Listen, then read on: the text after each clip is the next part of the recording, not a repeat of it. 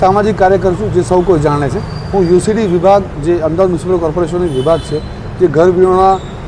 કેન્દ્રો ચલાવે છે અમદાવાદમાં અલગ અલગ જગ્યાએથી, જેમાં હું મદદ કરતો હોઉં છું। એમ આરોગ્ય હોય, શિક્ષણ હોય, સ્વચ્છતા હોય, એમાં બધી જ જગ્યાએ અમદાવાદમાં મારી કામગીરી હોય છે। તો મુખ્યત્વે જે રોડ ઉપર, રસ્તા ઉપર જે લોકો રહે છે, જેને આપણા ગુજરાત સરકાર, રાજ્ય સરકાર અને અમદાવાદ મ્યુનિસિપલ કોર્પોરેશન તરફથી એટલી સુંદર સગવડ આપવામાં આવી છે કે આ લોકો રોડ ઉપર જ્યારે રહેતા હોય તો એ લોકોને અહીંથી સમજાવીને, કન્સલ્ટ કરીને, ઘર વિહોણામાં લઈ જઈને એ લોકોને સારી અને સ્વચ્છ જિંદગી આપવા માટે થઈને સરકાર જ્યારે પ્રતિબદ્ધ હોય ત્યારે હું પણ આમાં મારું યોગદાન આપતો હોઉં છું। હવે હાલ હું ઘણા સમયથી ઇન્કમટેક્સ બ્રિજ પાસેની આસપાસથી પસાર થતો હોઉં છું। મને ક્યાંક મારા સૂત્રોથી બી ખબર પડી છે કે અહીંયા યુસીડી વિભાગ જ્યારે કામગીરી કરવા આવે છે ત્યારે અહીંયા જે અમુક લેડીઝો છે, 2-3, અને આખું એક ગેંગ તો ના કહી શકાય, પણ એક એવા અસામાજિક અને માથાભારે તત્વો છે કે જે કોર્પોરેશનના કર્મચારીઓ સાથે બી ઘર્ષણ કરે છે, ગાળાગાળી કરે છે, અપશબ્દો બોલે છે।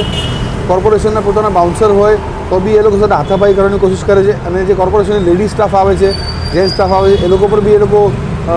હિંસાત્મક વર્તન કરે છે, અને જેની જાણ કદાચ લગભગ પોલીસ ફરિયાદ પર કરવામાં આવી છે।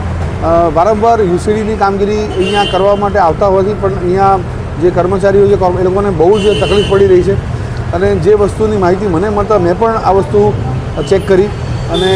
મને પણ ક્યાંય ને ક્યાંય વાત સાચી લાગે છે। તદુપરાંત એક મહત્ત્વની વાત એ છે કે અહીંયા જે આ લોકો રોડ ઉપર જે બેસી રહે છે એની સાથે સાથે ક્યાંય ને ક્યાંય લોકો અસામાજિક કામ કરતા હોય, ગેરકાયદેસર કંઈ પ્રવૃત્તિ ચાલતી હોય એ મને પોતાને બી શંકા લાગે છે। હાલ હું એ વસ્તુની પુષ્ટિ નથી કરી શકતો, પણ જે રીતનું એ લોકોની હલચલ છે અને જે રીતનું એ લોકોને ટ્રેક કર્યા, અમે મોનિટર કર્યા, એના પરથી એવું લાગે છે કે ક્યાંય ને ક્યાંય એ લોકો કોઈ દેહ વેપાર હોય કે બીજું કોઈ દારૂનો ધંધો હોય કે કોઈ બી એવા અસામાજિક કામ કે જે પ્રકારના જેવા એ લોકોને તમે મળવા જાઓ છો અથવા એમના વિશે એમની જોડે વાત કરતા હોય તો 7-8 કોઈ અસામાજિક તત્વો આવે છે, આપણને ઘેરી લે છે અને આપણે ડરે ધમકાઈને આપણને ભગાડી દે છે। એટલે ક્યાંય ને ક્યાંય હું મારી ચિંતા વ્યક્ત કરું છું આ વસ્તુ માટે કે ઇન્કમટેક્સ નીચે, બીજું કે ઇન્કમટેક્સ બ્રિજ નીચે આ લાઇટો બી અપૂરતી હોવાના કારણે અંધારાનો લાભ લઈને બી અહીંયા બધું કામ થતું હોય। એક્ઝેક્ટ હું જે વાત કરું છું ઇન્કમટેક્સ બ્રિજ નીચે જે ટ્રાફિક બીટ આવેલું છે એની આસપાસમાં આ લોકો બેઠા હોય છે અને આ લોકો આ રીતની કામગીરી કરતા હોય છે।